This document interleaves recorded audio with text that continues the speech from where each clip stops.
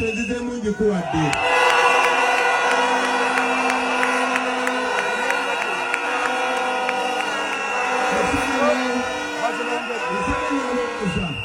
Yagenda tulondera bakandideti naye tekijja kusoboka bannayuganda bamanyi kye baagala.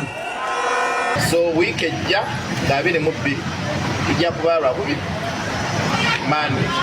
Monday kooti lwejja okuba nga etuwa ensalawo yaayo. Abagamba nti nze mutwala tebamanyi mannya gange, tebamanyi linnya lyange. Ekyokusatu okubuuza baki empapula zidudde awo n'ogamba gundi yeyambala okubuuza empapula. So saagala kwogera ku mpapula ezo naye singa kale kitwale singa mbadde nga yenze yali azze kundeka mu lwokaano oba kunziryamu ati nze omujjamu ne guba musango. Bakuwaabidde mbu tolina buyigirize, empapula zo teziwera. Ate gwe defense yo neeva nti gundi yeyampaabidde. You just prove nti empapula zo zikola ki? Ziwera. Togaba bugambe atoli yeyampaabidde. I think Walukaga kyagezaako kukola mu kooti okulaga nti empapula ze ziwera. Then nabuuza n'ekibuuzo ekirala. Ye bw'abanga ye yamuloopye ne bamujja mu kalulu, Walukaga n'akavaamu nga Sseggona ye yaloopye, ababuuziza ye Walukaga yali azze muleka mu kalulu naye yali azze mujja mu kifo n'agamba kati awo kibi ki nze we mujja mu tekinikale. Omusajja omutuufu taba na musango kubako ka bwongo. Walukaga yali azze kusuuza Sseggona ntebe ey'obwemupye bwa Busiro East, si bwe kiri? Era ne babagamba bavuganye. Walukaga ye ng'agamba akalulu kange nkakola ki? Nkalina abawagizi ground bajja kumpa. Ono ye naye ng'agamba nze nasoma amateeka ngenda kujjamu na technical knockout. Awo ensobye ebaawa. That is according to his interpretation. Nti ye yali azze muleka mu kalulu. Okay, ensobi weebeera nti gwe okozesezza bukujjukujju kituyinza okuyita cheating.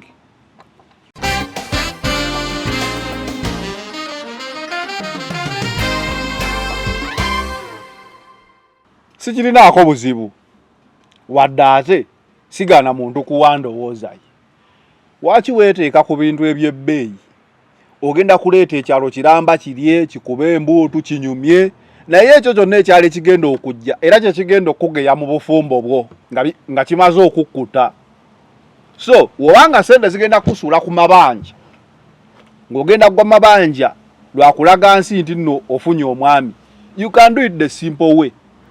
So Becky akikozi jukira baserebu bano watandika trends bino bibadde birira nnyo okubeerawo mu bantu abagenda ebweru naye nga bakikola ngeri yakufunamu mpapula. Tofunyeyo Musama ayagala okutwala mutambule, olina okulaga biki so nga babikola we batyo ne bibeera bi civil marriage we zityo. Abantu bone batamanya ku mukolo naye bifaananyi n'obifuna n'ebbaluwa ezikulaga nti nno muli bafumbo. Okitegeera babadde babikola nnyo ebyo. So kati ne bana abali wano e Uganda teweetaaga kola kintu we kiti ng'onoonya mpapula zikufulumya ggwanga oba kufuna butuuze eri nti bakututte ng'omwami oba omukyala. Ne wano wennyini osobola okukikola to cut on the budget.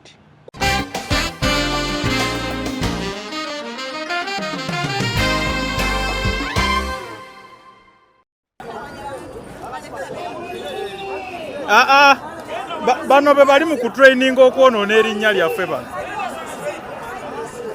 Kirira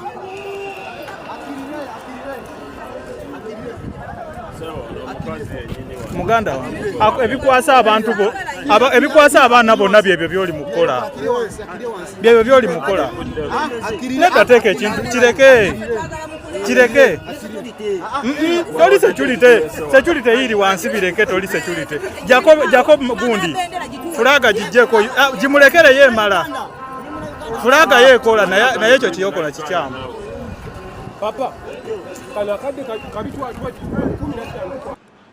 gwe ojja kulaba nti oyagala vibe okwate ekimundu ebititiri ebitwazanye ebyamasasi ebyebiyuni innocently but stupidly. because gojalowoza nti olaga buwagizi bwo era yagambye ndi wa security toli wa security yanga kyokka ate ne government oba abantu abatagala NUP basobola oteekamu abaana abo ne bapainting ekifaananyi nti bano baagala kola bikola bya buyeekera kitegeera ababeera ku ground bagamba abaana bano abakola ebimundumundu ebikolerere beeyongedde era bano abantu kye baakoze okustopinga omuntu oyo okuva ku luufu kyalaze awareness entuufu kuba bamugambye bino byokola bye bikwasa banno gwe lwaki weteeka mu bulabe obuli direct kati basobola basindikamu abaana batu ne baba bangi ne mukimanyiiza amaaso omukyamu n'ayingiriramu munyagenda abaana ababadde nga babikola bannaye balaga wanulaavu bono obusiru ebyaddala eno si wanulaavu kino I support these people abamugyeyo ku luufu era senga kisoboka president yandikivumiridde ekintu kino nekitaddamu kubaawo olaba nina ekintu kyenalaba ku ba foot soldiers abambala ovulo abantu abo baba beemanyi kuba lumu nalabako kaali katambi bagamba abali mu ovulo nga twazze nabo mudde wano abali mu ovulo nga tewazze naffe totwegattamu because ebintu bizze biwambibwa ebyambalo biwambiddwa obukofiira buwambiddwa so si buli ali mu ovulo nti ayinza okuba ku saidiyo so ne bana abatandise okukola agamundu gana agakolerere kino kivumirirwe kirekeraawo era nze mpagira abantu bano because ekisooka basiiga ekifaananyi nti you are violent people beegezaamu drone wenebatwala nti ate yabadde na kimundu kitooyi pisito olaba ne bitooyi pisito tosobola kuba musajja mukulu nojja wano na kitooyi pisito mbutambula ne tooyi pisito era bamanyi omwana gyakizanyira ewaka kuba oli asobola okufunira ddala pisito yennyini n'agyokyako bipulasitiki ebya tooyi pisito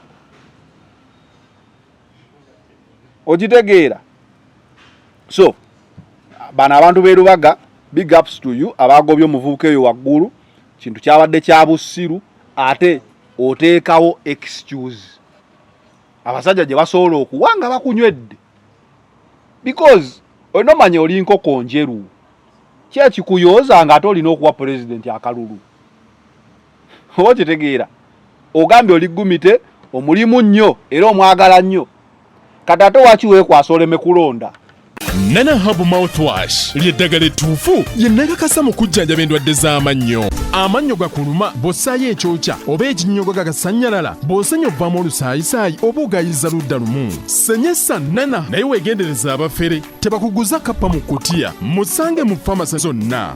Nana yakakasibwa National Drug Authority.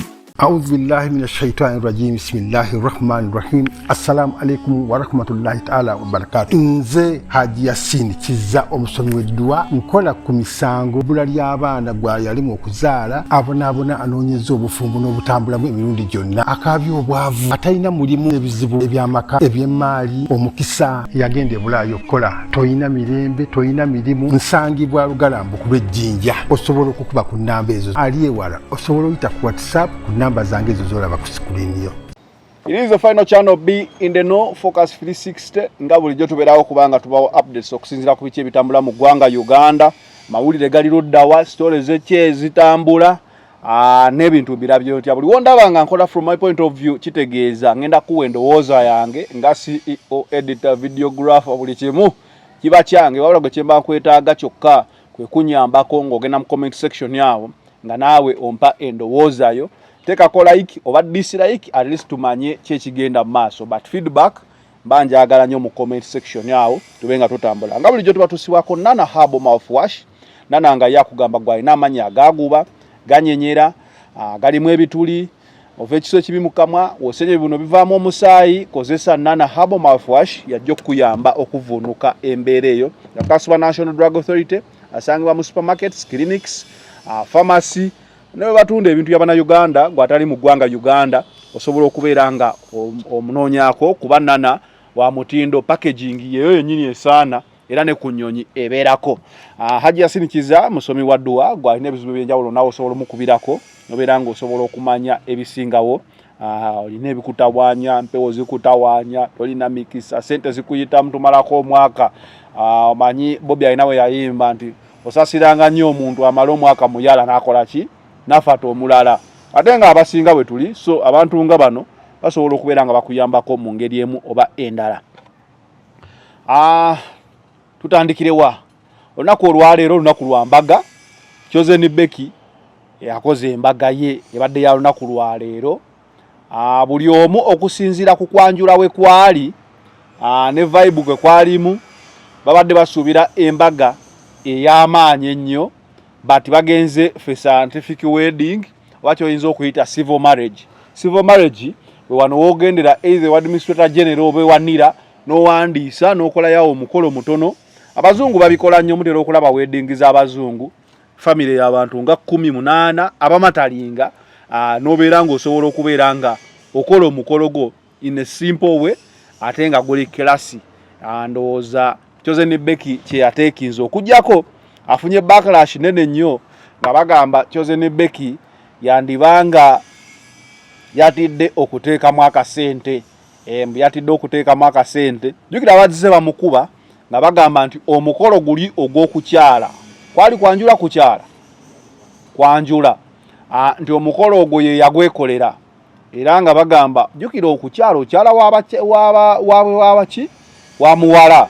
So abamu bagamba Chosen Becky engeri gye yali nti nno ebintu bino abitwala waabwe yateekamu ssente nnyingi because okukyala okyala wa muwala. Kati ate embaga ebadde erina kulaga sekajja maanyi ge ng'omwami. Kati awo omanyi ku social media tulina ba social media in-laws ebangu nnyo era nga omukubo ye Calvin Kayanja kankakuba okawuli. Chosen Becky tumutikidde erinnya erya professor omugezi ddala. Yagenza okulaba nga tayinza teeka ssente mu famire ya musajja omukolo n'agutwala ku nnira ewa registra era kyamukositinze emitwalo 10 okukola omukolo gw'embaga. Ssente zaataddemu zokka z'ez'engoye nyabo kikye weetaaga okumanya ku kyendowooza Becky kye yalowoozezza. Omanyi Becky lwe yakola omukolo gw'okwanjula ffenna twakimanya nti ye yataddemu ssente. Ssente ezo zonna ze yateeka mu kwanjula famire ye yazirya bassenga bataata bamaama n'abantu b'oku kyalo kye. Bwe gutuuse ku mukolo ogw'embaga ogulina okukolebwa famire y'omusajja kubanga emikolo egy'embaga tukimanyi bulungi nti famire y'omusajja yeeyagala n'ebirala byonna ebiteekebwamu ebiseera ebisinga bigenda wa musajja. Becky yagambye ezo ssente sizirina zigenda wa musajja n'asalawo ne bagenda kunnira bw'atyo ekyo n'akikuba ekimmooni. Profeso olina okukola ennyo kuba bw'oba oli musajja musiraamu nga bakututte kunnira okukakasa obufumbo bwo ekyo nakyo kitulaga nti omukolo gwasoose Becky ye yataddemu essente ate nga tetu. From my point of view endowooza ya Calvin Kayanja y'emu ku ezo endowooza eziri ku mutimbagano essaawa eno nga woogiraba. One way or the other is right. Tolina bw'okola mukolo gwa kwanjula nga gw'amaanyi ate embaga neebanga nnafu. Oba okitegeera nti amaanyi agalabikira mu kwanjula oba okukyala galina okugenda paka last ate embaga kyandisusse. Naye olaba nga okukyala kwabadde kw'amaanyi okusinga ku mbaga otandika okufuna endowooza nti abantu kyabadde boogera wali wonna because okukyala bakyala waabwe wa muwala. So omuwala asobola okuba yali mu comfortable okusanyusa abantu be.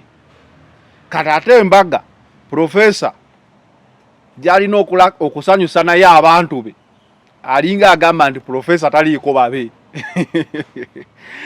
Naye ate kyewuunyisa embaga neziri ez'omukyakiwa era zimaliriza otutte ebbaluwa eyo ku nnira bakole ki URSB ekole ki registering egiwandiise mu butongole mu mateeka.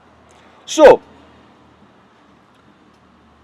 sikirinaako buzibu wadde ate sigana muntu kuwandowooza ye.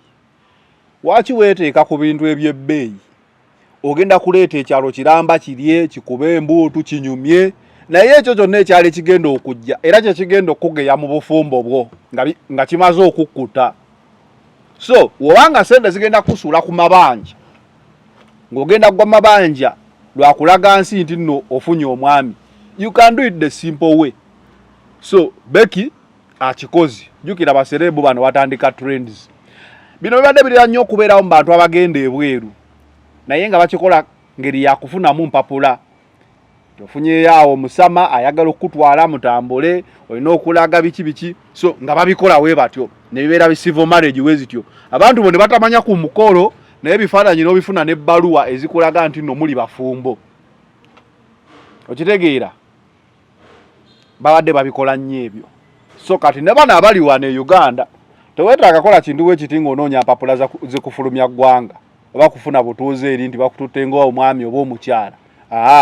Ne wano wennyini osobola okukikola to cut on the budget kubanga era ebiseera ebisinga oleeta abantu 3,000 ku mukolo gwo n'omala n'okuzaala nga 10 bokka be bakomyewo okulaba ku mwana. Oba okitegeera kati lwaki tokolera ddala omukolo gw'abantu 10 abamatalinga? Kyoze ne Becky in that angle webale kusavinga kasente ate ng'ekintu kiri fomo. So abakubaganya ebirowoozo guli gwe yeteekamu ssente ne yeeyanjula. Omwami Profesa Omupienti Pieri Profesa ani ye Profesa Sekajja ye yabaze n'agamba waye mukyala akasente ko manya emirimu tegitambula bulungi tugenda mu kalulu katukakekkereze wetuti ekikulu ye bbaluwa bakifunye. Either way ojja kumpa endowoozayo ku mukolo gwa Chosen Becky okugufuula civil marriage weguti wadde negiri gyonna egy'omukyakiwa giggwera mu civil kuba olina okuregistaringa obufumbo obwo. So Chosen Becky akubye wali endobo n'agenda bagiyita bakyeno aptitude test ebyokusoma ebya mukulu wa Lukagga oba adult education gamba waye wali kakubeho kendobo kangende wano obudde bwankwata. But anyway that aside abantu badde babuuza Chosen Becky ne Profesa bafumbiddwa mu ddiini ki? Mu mateeka simanyi ddiini gye bafumbiddwamu naye kye nyinza okugamba Sekajja akutte Quran n'alayira n'akuba ebirayiro ng'akutte Quran, then Becky n'akwata Bible. Kitegeeza buli omu asigaze eddiini ye. Naye obufumbo nga mulemeddwa okukkiriziganya ku bintu ebyangu ng'ebyo eddiini family gyegenda okusoma oba okusaba we musalirawo ne mugamba let's go ligo tubeere bafumbo mu mateeka. Wotandikira okulaba red flags bye bino nze siva mu ddiini yange nze sikyusa ddiini yange. Those are all red flags. Kwa embeera musazeewo nti kati katukole omukolo emikolo gino gye mukola eddiini gye mulonda togironda lwakuba gy'obadde oyagala mugirondera ku ki family kyegenda okutondawo abaana batambulire mu layini ki? Okitegeera? So ensonga eyo y'eddiini weebe balemye okukkiriziganyako.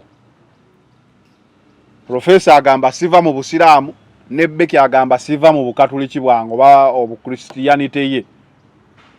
Kikulaze red flag ezisooka kubanga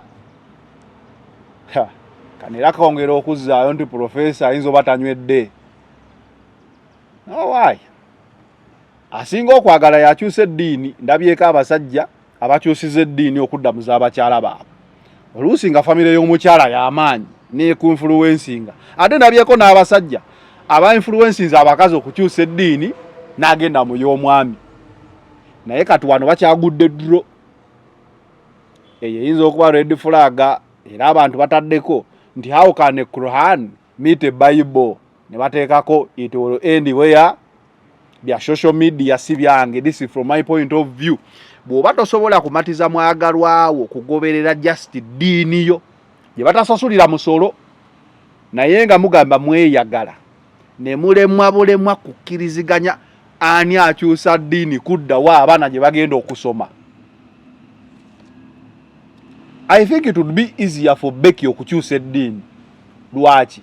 Babaabe bombi basiraamu. Si bwe kiri?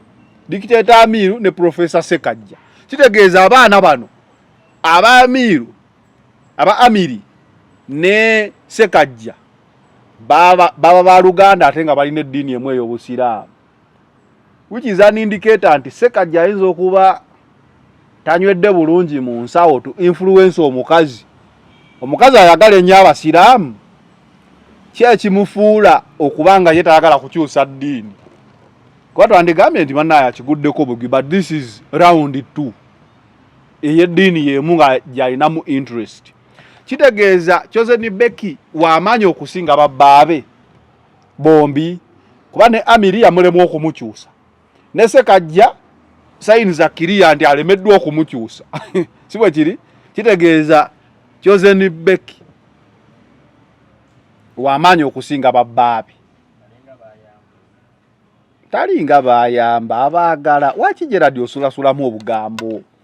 Tolina kusulasula. Tayamba bayambe. Bayagala.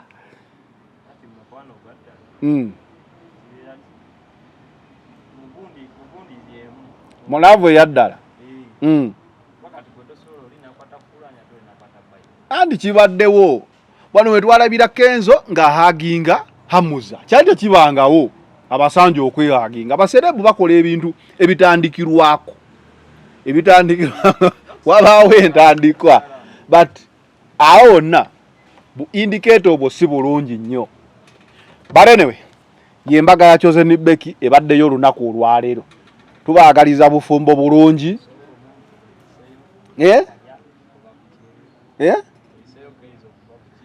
Keizi yakomyewo. Keizi waba yakomyewo. Yavudde mu America n'agenda Nansana.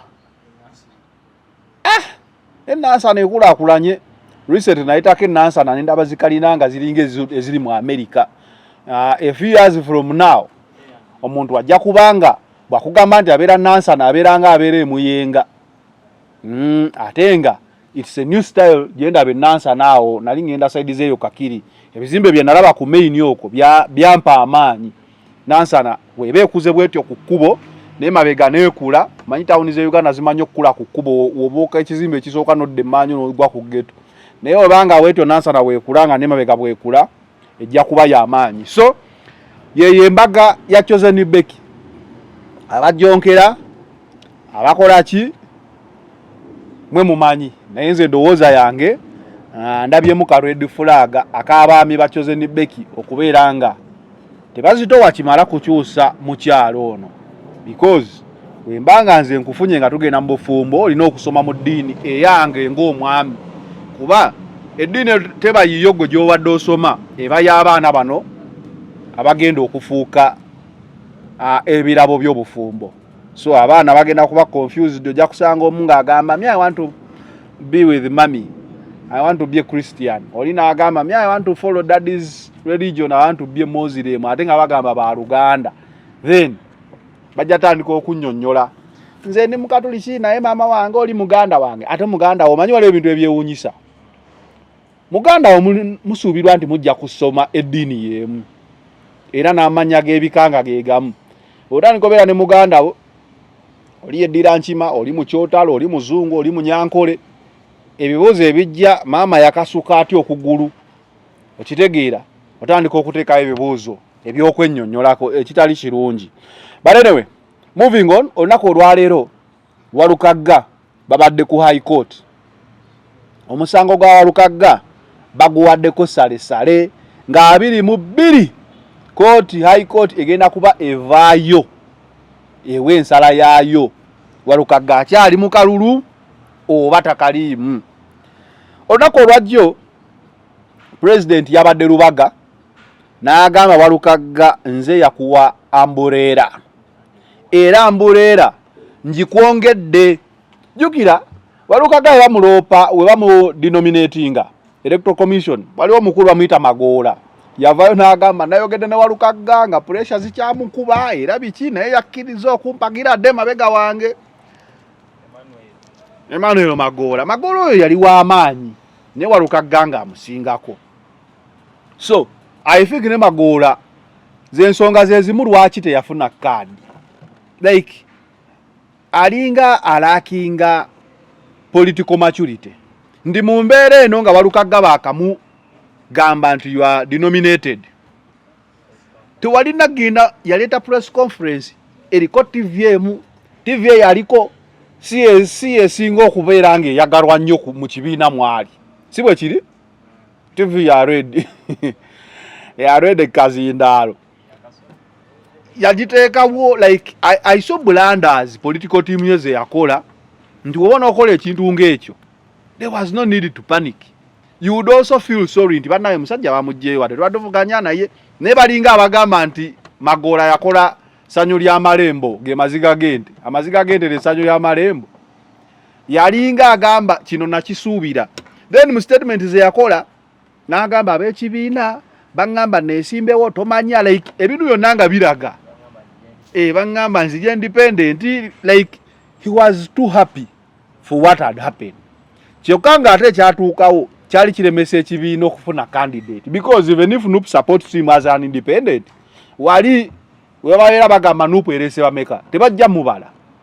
Okay, can be independent leaning Nup, but it is better nga Nup erese candidate wayo. So nako lwajjo president yazeemu n'akakasa kankakube bino njogeza bujulizi. President yazeemu n'agamba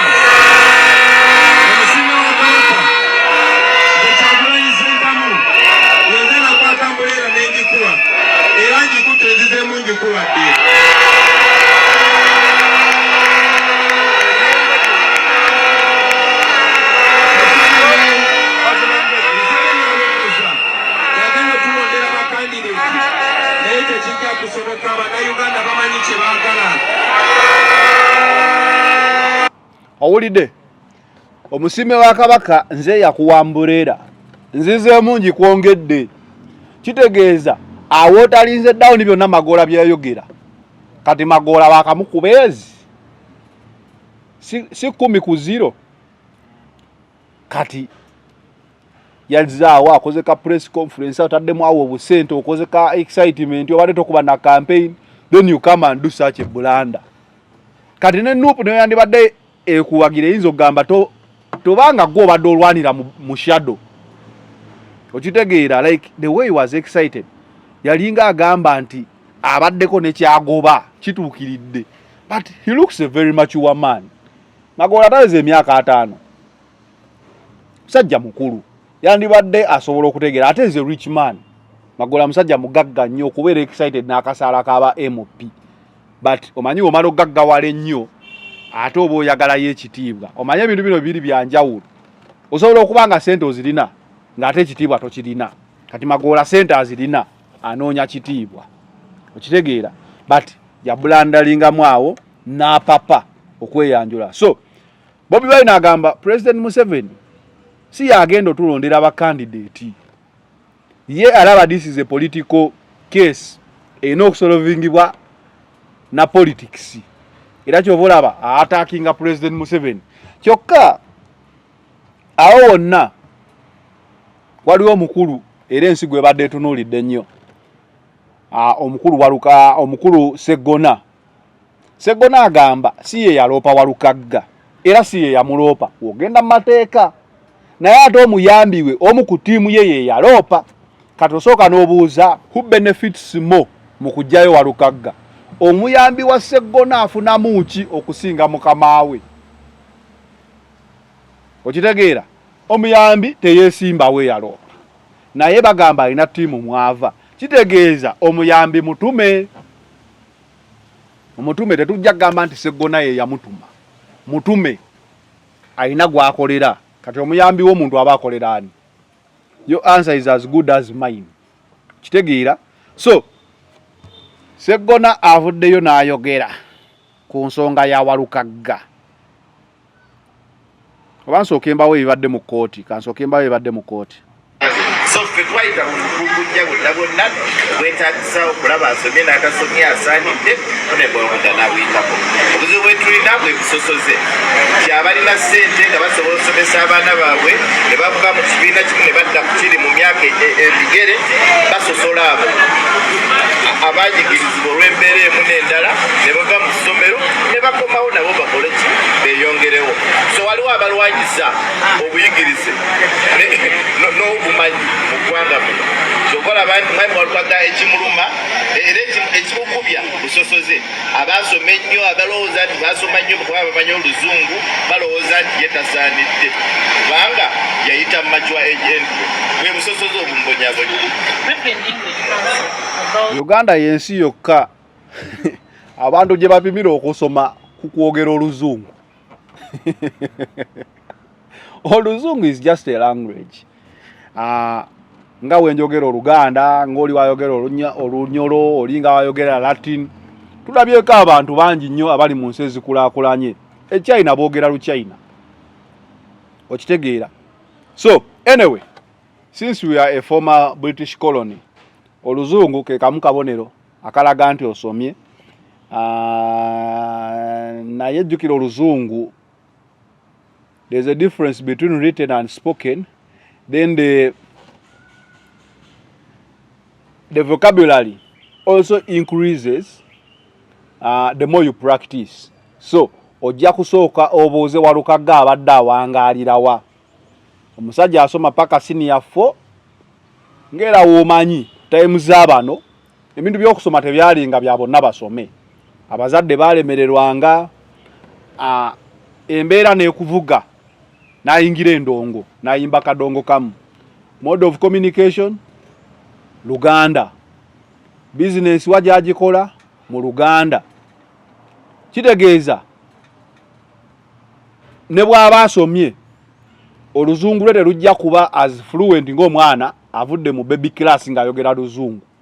Okitegeera, but kyayogera tukitegeera. Then tugende ku mature adult gundi mature entry.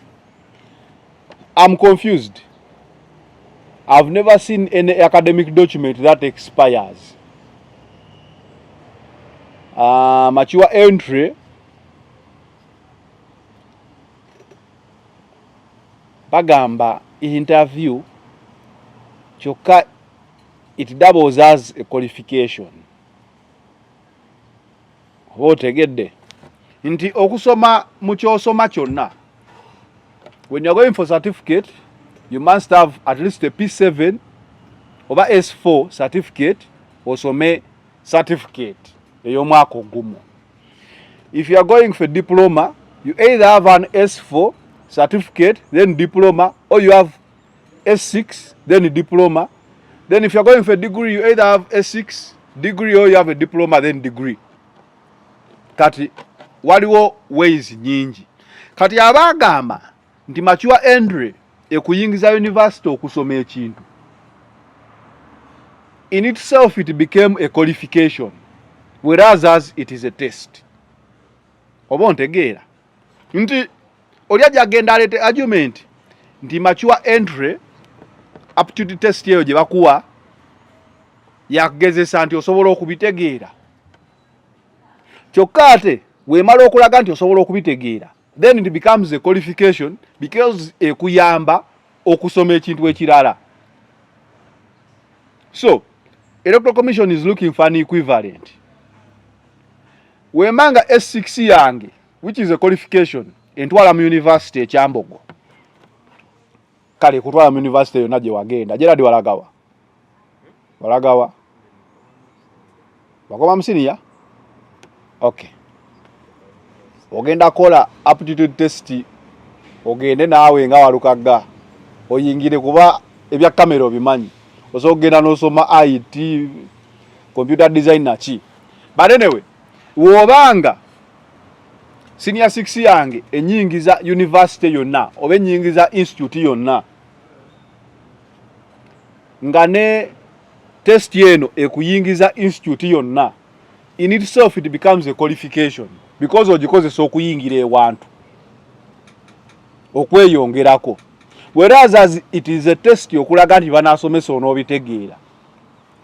Siri mulamuzi naye nze this is a layman's understanding nti ekintu ekimu ekikujja ku level emu okudda ewalala tekisobola kubeera nga it is just a test, it could double as both.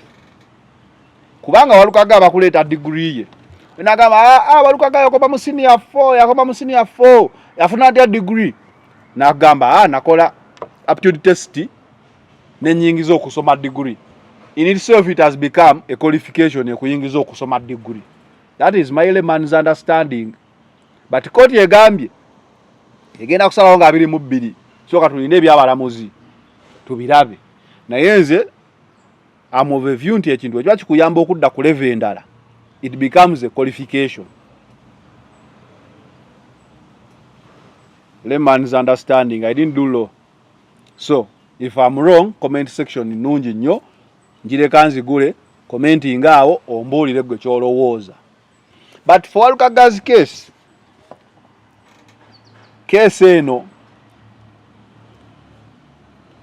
eyinza okwetaaga political solution. Lwaki?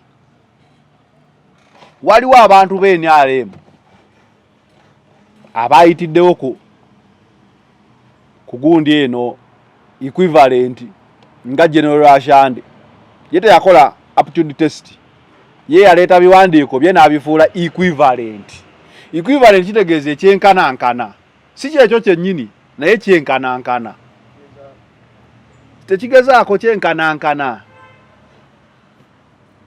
So oli waaba ye yakola aptitude test ng'asoma kati agenda kutikkirwa next year, kitegeeza baluwa eno yenkanankana senior 6. It's equivalent because they are serving the same purpose. Degree Walukaga gy'asoma n'omwana atudde 6 gye yandisomye bw'abanga ayingiddemu, kitegeeza atudde n'aba 6. Kati what qualifies him to sit there? Ye aptitude test yeno. Kyokka ate no gw'otugamba that is just a test, tekola makulu eba eweddeko in 2 years. Ako kajja kwetaaga okunnyonnyola obulungi naye katulinde kooti. Wabula omukulu Sseggona avuddeyo n'ayogera ku musango guno n'agamba bamwetikka just mitwe gye gibatawaanya kamukuwe gera kulya munango abagamba nti zina mutwala tubamanyi mannya gange tubamanyi linnya lyange ekyokubiri ekyokusatu okubuuza bakyempapula ziruddawo n'ogamba gundi yeyambaga okubuuza sisaagala kwogera ku mpapula ezo naye singa kale kitwale singa mbadde nga yenze yali azze kundeka mu lwokano oba kunzijjamu ati nze omujjamu ne guba musango. Sseggona agambye ye waakugamba baakuwaabidde mbu tolina buyigirize empapula zo teziwera ate ggwe defense yo neeva nti gundi ye yampaabidde. You just prove nti empapula zo zikola ki ziwera. Togamba bugambe ate oli ye yampaabidde. I think Walukaga kyagezaako kukola mu kooti okulaga nti empapula ze ziwera. Then n'abuuza n'ekibuuzo ekirala, ye bw'abanga ye yamuloopye ne bamujja mu kalulu Walukaga n'akavaamu nga Sseggona ye yaloopye, ababuuzizza ye Walukaga yali azze muleka mu kalulu naye yali azze mujja mu kifo n'agamba kati awo kibi ki nze we mujjamu tekinikale. Omusajja omutuufu taba na musango kubako ka bwongo. Walukaga yali azze kusuuza Sseggona ntebe ey'obwemupye bwa Busiro East, si bwe kiri? Era ne babagamba bavuganye. Walukaga ye ng'agamba akalulu kange nkakola ki nkalina abawagizi ground bajja kumpa. Ono ye naye ng'agamba nze nasoma amateeka ngenda kujjamu na technical knockout, awo ensobye ebaawa. That is according to his interpretation. Nti ye yali azze muleka mu kalulu. Okay, ensobi weebeera nti gwe okozesezza bukujjukujju kyetuyinza okuyita cheating mu penalty oba mupiira ennaku zino basongawo ku penalty baddayo wali mu VAR ne bakuba layini ne bakakasa engato yasoose koona ku mupiira nejja ku kigere oba orientation ye yavudde ddala eri nga akimye ekigere yazza agabattuka n'akwambala bwambazi. So Walukagga ekimukayanya yalabanga abakulu baagabattuse ne bamwambala bwambazi. Oba okitegeera yagamba si penalty kubanga agamba wayi bagenda kuntikira omwaka ogujja ate naye talabangako buyigirize bwe expiringa. Okitegeera kati yalabira ddala wano waliwo okubba but then nekirala nti temusobola genda mu kalulu nga kino kinfaananiramu ng'ekyabo yali bwowe owe Nakawa eyali agamba bali basaba Nakawa East ate ye yasaba Nakawa Division East oba Nakawa Division Nakawa West. Okitegeera kati ye ng'agamba ekigambo division kikyusa ekifo bali basaba kifo kikyamu naye nga mu Uganda yonna tewaliyo Nakawa West ndala yonna. Okitegeera Electoral Commission n'ebigoba negamba this can only mean one Nakawa West. There is no other Nakawa West anywhere in Uganda. So ekigambo division tekikubuzaabuza teweevuga supidi. Ligale mateeka bowe wesanga yandibadde mutuufu singa kati ali unopposed olw'okusaba ekifo naye obeera otya unopposed ng'ate tokubangayo wadde laale n'emu nga naawe olina ebipande ebiriko Nakawa West. Kane Walukagga agamba tugende wali mu kalulu banvotinge onsinge mu kalulu, let it be a fair race. Ekituufu kiri nti unless kooti ejjeemu Walukagga naye kooti weetajjaamu Walukagga era ku 22 Walukagga ne bagamba yawangudde omusango ali mu kalulu, abamu walooni mutandike, abesuuti mutunge, abasala ente musale kubanga ajja kuba yeeyongeddeko okulaga nti nno bamulwanyisa nga Bobi Wine yagambye nti Museveni ogenda tulondera ba candidate. Kitegeeza Walukagga okusigala mu reese eno abagiwangudde kooti kasiteekola ruling negamba musajja mutuufu aba awangudde hands down. Ekisooka abafunye sympathy musajja abadde bamubbye musajja wattu bannaye babadde bamubbyemu bamubbye abantu abo babi nnyo. Sseggona by the fact nti yamuloopa alina akakwate ku Sseggona bagenda gamba yabadde ayagala kujjamu munne bamusalira omusango abasigadde banafu magoola abadde ajaganyiza. So negative energy yonna ebeera ku bantu aba bagamba babadde baagala omusajja aveemu. So Walukagga kasita 22 kooti egamba nti asigadde mu kalulu aba ayiseewo unopposed si mu buwandiike naye mu kalulu kwaye nagamba omusajja abadde bamubbi, omusajja abadde bamukozeeko obukumpanyi, omusajja kalale ne kooti. Nze nafunyemu dda okutya ku kooti. Lwaki? Kooti eno erina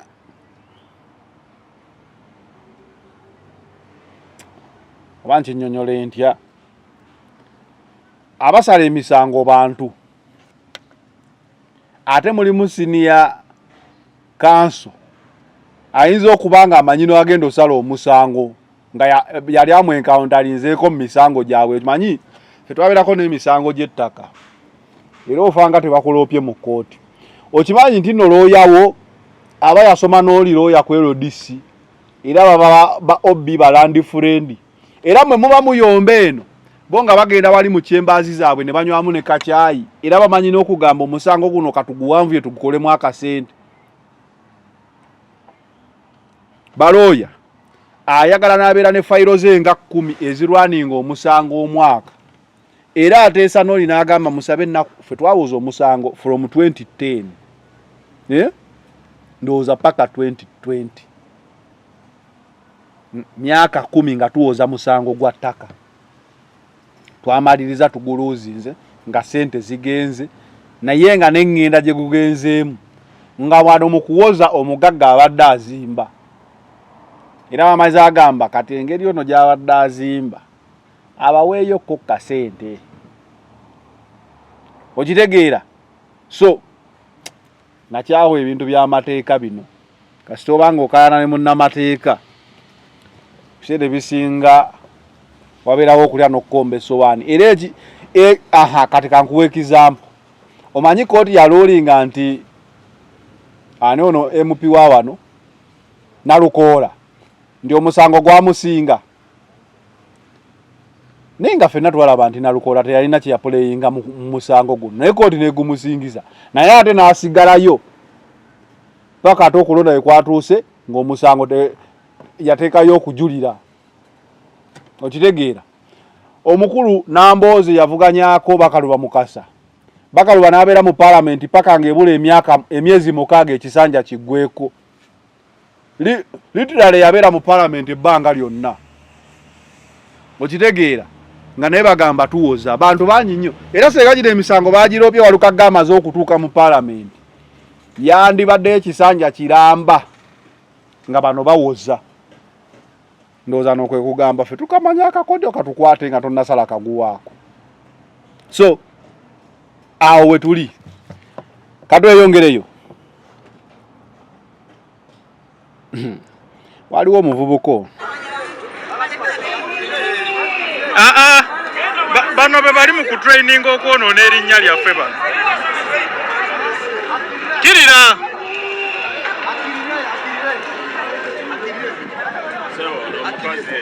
muganda ebikwasa abantu ebikwasa abaana bonna byebyo byoli mukola byebyo byoli mukola.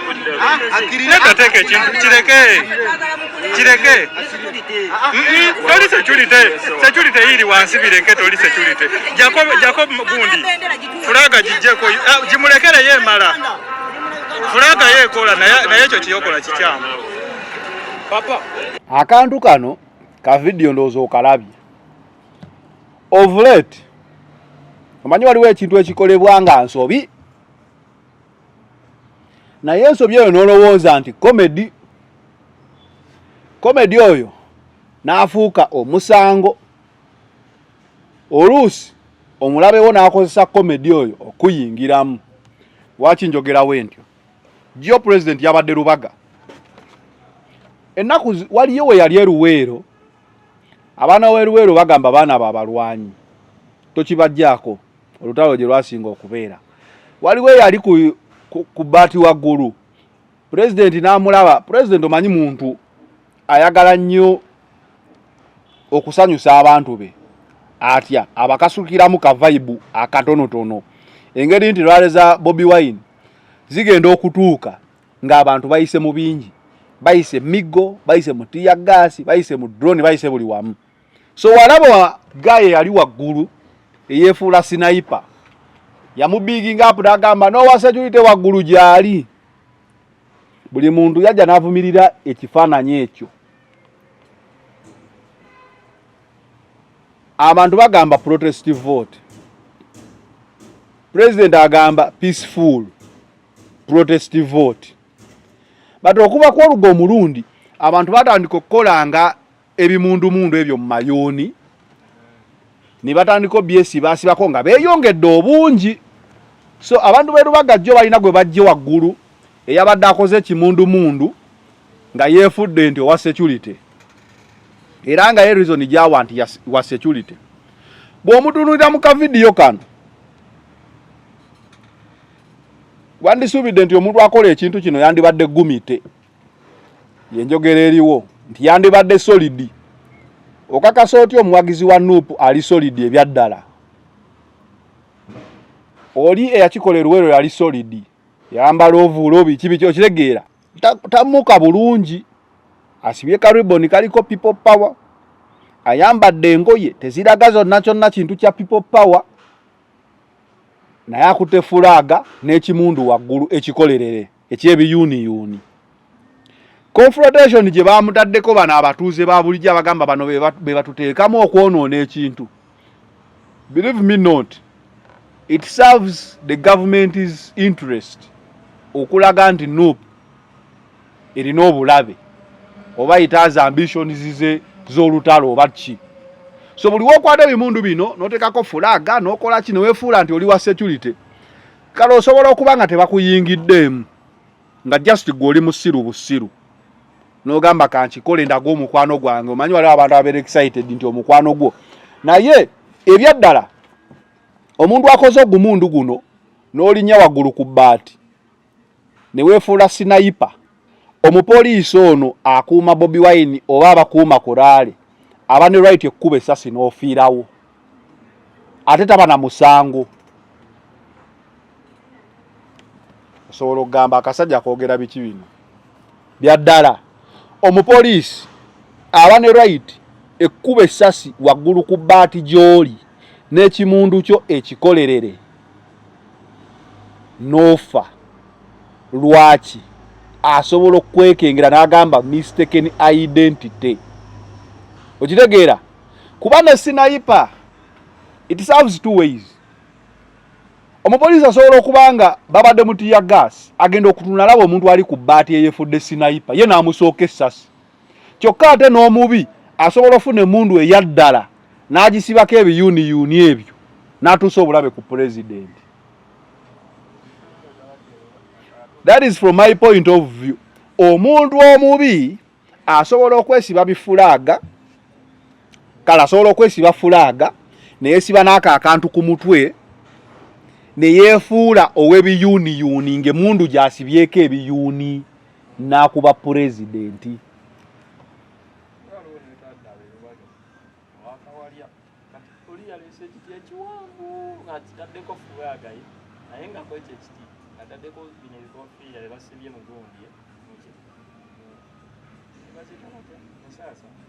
Nensansa adina akiwanika ngali kigira bwe kiti akireta ku president atoleka yo afuria mukoma yambala gagoye abapolisi yangu inajja kasonga kikina nakikuya najja nakisako gwe ojja kulaba nti oyagala vibe okwate ekimundu ebititiri ebetwazanye ebyamasasi ebyebiyuni innocently but stupidly because gojalowooza nti olaka buwagizi bwo era yagambye ndi wa security toli wa security yanga kyokka ate ne government oba abantu abataagala nup basobola oteekamu abaana abo ne bapainting ekifaananyi nti bano baagala kola bikola bya buyeekera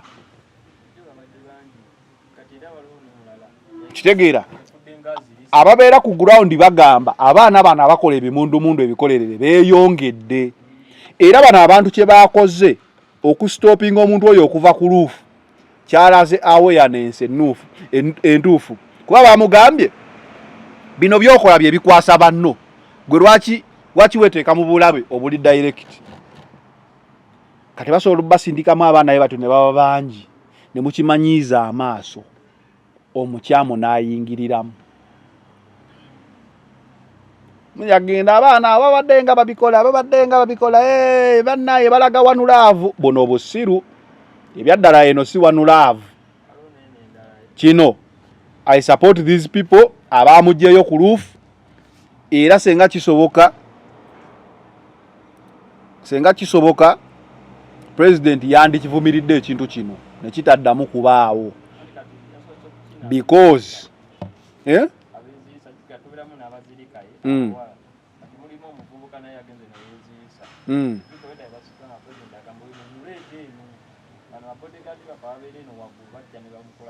ne bamuleeta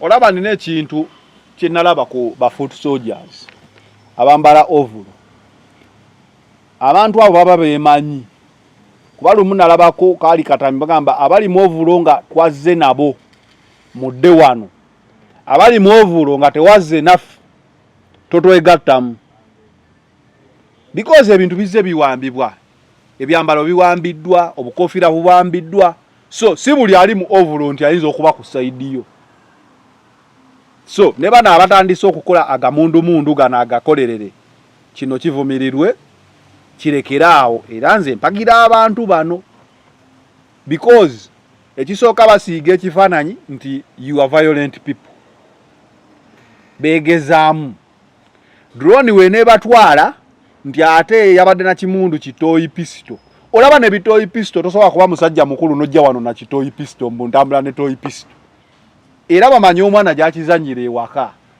kuba oli asobola okufunira ddala pisito yennyini n'agyokyako bipulasitiki ebya tooyi pisito ogitegeera. So bano abantu beerubaga big ups to you abagobye omuvubuka eyo waggulu kintu kyabadde kya bussiru ate oteekawo excuse abasajja gye basobola okuwanga bakunywedde because olina omanya oli nkoko njeru kyekikuyooza nga ate olina okuwa pulezidenti akalulu oba okitegeera ogambye oli gumite omulimu nnyo era omwagala nnyo kati ate waki weekwasa oleme kulonda ng'ate olina okukuuma akaluluko oba ontegeera. So don't do things that provoke security directly but stupidly also. Leka security kube ng'olina fulaga buli omu aginenye naye bakusanze okutta ekimundu ekikolerere abasajja ne bakuba batuuni obbula okutta naffe ojja tuwa obuzibu okuwolereza tetugamba nti there is anyone who is safe but don't display yourself bwotyo ng'omusiru but waliwo fiya tibalina bye batandise okuteekamu mujja lowooza nti bonna bali gumite omubi ayingirira omwo. So mulina okubeera aware nti ebintu ng'ebyo bisobokera ddala. Olunaku olwajjo essaawa teweze ngamba wadde nnyo. Olunaku olwajjo Honorable Nambooze yakaabya amaziga era buli omu agamba Nambooze ayagala sympathy card Nambooze biki ekyo kikaabya kabaka teyayiseewo. Ebintu by'obwakabaka bibanga ebintu byenzikiriza. Omusiraamu waba asaala atunudde eno tojja Nambooko n'omugamba kyukako neeno era ojja kuba osadde kiri kyanzikiriza. So eyo roundabout ya Nantawetwa kabaka nga atunudde mu Lubiri ne Bulangi bagiteekawo ne bagiteekamu n'ekkubo si nti kabaka tayita ku roundabout wabula eryo ekkubo weeryo weeriri wesanga waliwo obulombolombo bwawo naye olunaku olwajjo bamulinyisiza pavement ate ne bamala ne bajjayo ekimotoka ng'emmotoka ye teyitawo nogamba it was as simple kuba kabaka yabadde ayitawo yabadde tasobola na kumala ddakiika emu awo. Sometimes oba toyagala kunenya abantu kabaka baba kugulawo gate kabaka ayitewo yabadde tasobola kuwezaawo wadde eddakiika emu era tewali wadde muntu yandiyiseewo. But I think sometimes it is by design okulaga nti oba obuyinza buli wano manyi wabeerawo obeeraawo. I always give an example eya mob justice ku mubbi nti we bakwata omubbi buli omu yandiyagadde omubbi akubwemu naye senga tuba tukutta omubbi bamukubamu awo kumpi tumutwale ku poliisi nojja nejjambiya n'omusalako omutwe olw'okuba onyiigidde nnyo omubbi tugenda kwesikamu tugambe naye waayi musajja wadde yakyawa ababbi naye ono omusajja mutemu okitegeera era nafe aba bakutte omubbi tugenda kutyamu tugambe wait a minute wadde wakowa nnyo ababbi naye oli capacity musalako omutwe tujja kwesikamu. So ne security okuuma security ekkubo bakugambye lya kabaka tewali muntu yali agezezzaako wadde oliyitamu nti waliwo emmotoka gye bakutte badde yagala okuyitamu jjawo ekimotoka kabaka ayitewo negwe ogamba nti nina oda obutakijjaawo oba ntya naye omuleeta Katonda oli ayinza okugamba obanga olinamu n'obukyayi oba kitegeera okola mulimu gwo oli mutuufu okola mulimu bakugambye but you are not a robot, you are a human being who has been here long enough to understand ebintu ebimu. abantu batandika okugamba oba abasirikale bano si bana Uganda nga tebabitegeera obitegeera eyo toka ebeerawo timukulonda waliwo abasirikale nga tetubategeera biki bakambwe nnyo baddugavu nnyo. You start making people to start thinking that way. Tikyandiba ekituufu kubanze simanyiyo muntu asobola okulaba ekyo ekintu kinewuunyisa n'abasirikale bawa bacandidates twabiraba eggulu ng'abasirikale bawa candidate okuma Bobi Wine ate amagye gabakuba nabo. Like we are serving the same master. Ate gwe waaki oba onkuba oba okitegeera kuba ne bana abasirikale abavuga kabaka ba gavumenti si ba gavumenti nabo ba UPDF waaki baba tebasobola kwogera ne bali abasirikale emirimu ne gitambula smoothly kuba ne bano baba ne komanda ne bali baba ne komanda nsubira nti komanda wa kabaka abasobola okugenda n'abakomando oli ne bagamba 1 minute omutanda ayitewo 1 minute waggale. You have solved everything ng'omuntu but wogamba you have an order gye sirina kukyusa then gwe judgment yo ng'omuntu ng'ogyeko omulimu gw'okola osooka n'obuuza in whose benefit kino kye ngenda okukola yo kiraga kigenda yamba bosi wange oba kigenda kuyamba opponent wange because there is a campaign Buganda for Museveni siwe kiri siwe bagamba campaign yene ale Buganda for Museveni kati if Buganda is for Museveni ate nanyini Buganda wanyomebwa is it still for Museveni? Okitegeera ndi ekikolwa kino kye wakoze security kye yakoze esobola gamba yabadde ku mulimu gwayo oba gwa mukama waayo naye ekikolwa kyabadde kiyamba NRM oba kyagidi campaigns eri Buganda for Museveni. My assessment here from my point of view it was a decampaigning gesture. Nti tosobola kugamba abantu nti oyagala owangulewo mu region yaabwe ate omukulembeze waabwe gwe bakkirizaamu regardless of a political party or religion. Okitegeera because traditional leaders babakkiririzaamu alina eddiini atalina ddiini alina ekibiina atalina kibiina akkiriza nti oyo kabaka oba oyo mukulembeze wa nnono kasita omuntu abeerawo kati w'omunafuya obeera onafuyiza abo bonna abantu regardless of the political party. Ate Abaganda balina attachment nene ku kabaka nti ojjukira wano bawa ba traditional leaders emotoka ekololo siwe kyali basimbawo layini buli omwe ajja akimu emmotoka kabaka yagamba ala ate naako kansesa babawe emmotoka owa Buganda teyajja yagamba ezo nsonga ntono nnyo abantu bagamba kabaka afomuwe emmotoka mu kasana tumusondere ennyonyi kati abantu we batyo bogamba nti ate oganye okuggulawo kageti kati ako kageti ke waganye okuggulawo eddakiika emu kakoza a lot of this service gwe wadolowooza wawadde security. It depends what security oyinza okuba wakikoze nga it was intentional naye oba wakikoze nga gwe ogamba ogoberedde order ya mukamaawo togenda kukola ki ate video gye yaggweredde bakubyemu reverse kani weewuunya eyakikubyemu reverse yabadde tasobola kujja n'akijjawo kabaka n'ayitawo omulundi gumu so awo beekubyemuko kujje regardless of the political party awo Buganda for Museveni yafunyemu shock. Anyway my point of view nga maliriza omukulu Shalom omulimu guno gwe tukola ogwa YouTube of late gufuuse target eri abantu betukola abantu betuwogerako oba emirimu gye tukola nti first of all it is social journalism teguli formal naye ate n'ekirala nti tegukuwa protection nga ogamba nti company omuntu ng'akolera institution mainstream media ziba ne balooya fe obeerawo nga ggwe Zanero nga ggwe Kasuku nga ggwe Farouk nga ggwe Shalom nga ggwe Ntambi okitegeera nti I've worked for mainstream media before. I've done stories ne bampitako ne mu kooti okuwoza, but company yetwalayo lawyer n'awoza oli asuwinga company nti nsuwinze so and so media house. Kyokka ffe they sue you as an individual with your platform. Ekitegeeza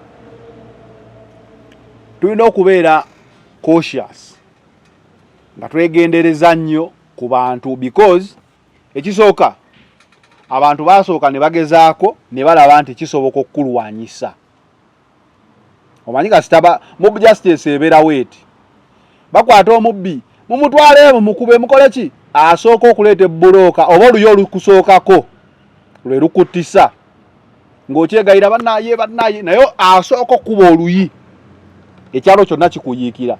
Kati by the fact ndino mu YouTube muno mulimu bwe baali batutteko mu kooti, fenna liba kkubo, it's a matter of time. Kitegeeza musoboka, okitegeera nga ne mainstream media we zisoboka nti wezikola story oli asobola ogisuuwinga. So ne ba YouTuber luli twakolanga ebintu bino nga buli omu alowooza aboogera boogezi bigende, kisoboka okusibwa nga oli ku mulimu. Ate ne kiba kyangu nnyo nti nno omuntu gw'oyogerako takusiba nti akuwangule, because twafunawo ne challenge ya TikTok. Eggaali eno ani asinga okuyisaamu munne eggaali era agiyisizaamu atya. So ensonga ya Shalom bazze beevuma. Sometimes it is content, the other times, no, all the times it's content. Avuma oba asiba ne gwe basiba bonna bakikozesanga content. Social journalism awo wekwagala oba wajja bwotyo eba ekwagala awo olutalo oluwe vibe. Olulala nobeera nga kati ngaffe abakola zino shows eziri political, osobola okukola nga oli careful ng'omitinga minimum broadcasting standards, tolina gw'ovumye, tolina gw'owemudde, naye ng'ate by'oyogera tebisanyusa the powers that be. So nezwa kulinda ng'olina omuntu gw'onyiiziza nti Gerard, ne bakozesa Gerard okusiba, naye ng'omusango gwe bakusibira gwa politics mulala nnyo. Oba ontegedde nti gojagama nze nayombyeko buyombi n'omuntu ono nansiba, oluusi aba si yakusibye, naye nga bw'oba ozza okola bwoti olina bw'olinnyelinnyeko obugere nga bo balaba they are stripping so low okujja nti bavuganya naawe, so they get your match. Ojja kulaba, I like giving an example of Dini Lubowa Sava. Dini Lubowa Sava lwaki mwogerako mumanyi we nali ntandika amawulire gano at that time yali akola ku CBS bebamu abatuyambanga waliwo kibayita internship. I was at Simba nga ali ku CBS, so my intern natambula nnyo naye nga muyigirako okufuna baziyita tipu biki ali mawulire obitegeera ng'oyingidde field ofunayo mukwano gwo gw'otambulirako siniyawo. So Dini nze mumanyi ng'omuntu era tuyinza oba tetukkiriziganya mu mbeera y'emu, but kimbeerera kizibu okukola story n'empisa mu Dini amaaso kuba alina weeyandaga ekkubo nga nkola ki nga ntandika nti Dini ekimusibya kati wandiroozezza nti Dini ali ku saidi ya gavumenti kuba yagamba nga Kyagulanyi 2026 ajja kuba talina adde omuntu omu amutambulirako nuupu ngenda gikuba mwezi gumu. All that was good ng'osaavinga abantu abo, but because of powers that be, overconfidence eno yalinyisa Dini ku bantu kumwesibira. Okitegeera kati bafunayo akantu akatono kokoza omuntu gwe golowooza nti mayina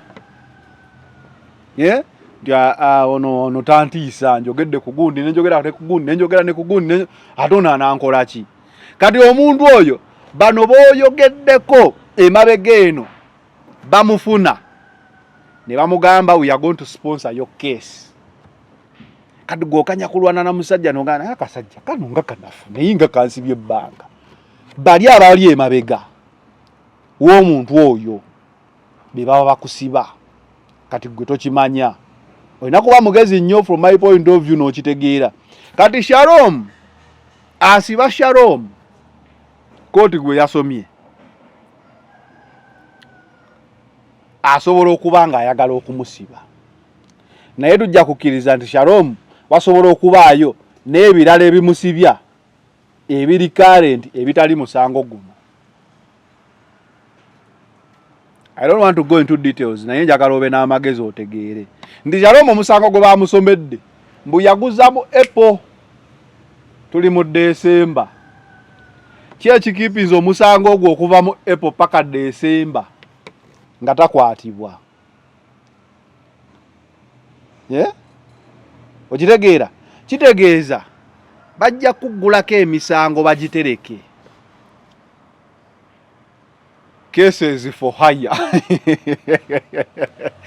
wale uliddeko ale bagamba nti omuntu agula ebbanja banka zitera okugula amabanja banka zituuka ne zibeera nga tezirina beziwola ssente ng'abantu balina bwe balaze okubawola essente ne batandika okusindika abantu mu field nga bakubuuza olinayo ebbanja mu banka gundi foli tuguze tulisasule gwe ffe tukubanje because banka yekimanyi bobanja abangi we baleeta mu installments that is business. It doesn't make sense for a bank to have money nga teri agyewolako so wezizuula nti mu katale abantu bonna balina gye beewoze ewangi zigenda ne zitandika okugula amabanja ku bantu abo ne zifuna saake nene kati waliwo abantu abagenda okuloopa emisango nga tebalina busobozi bugigoberera naye nga beetaaga bwetaazi reference kuva ku poliisi kati abeere ne keesi ye for hire oba keesi for sale ogenda onyiza omuntu ow'amaanyi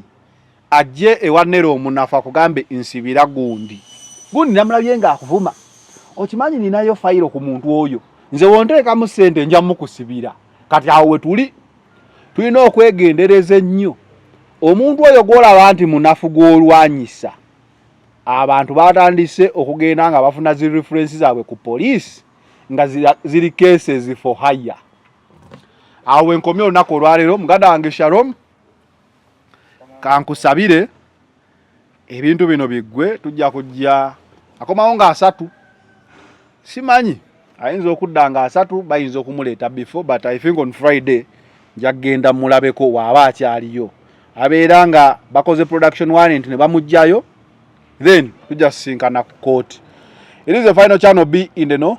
From my point of view, I sign out.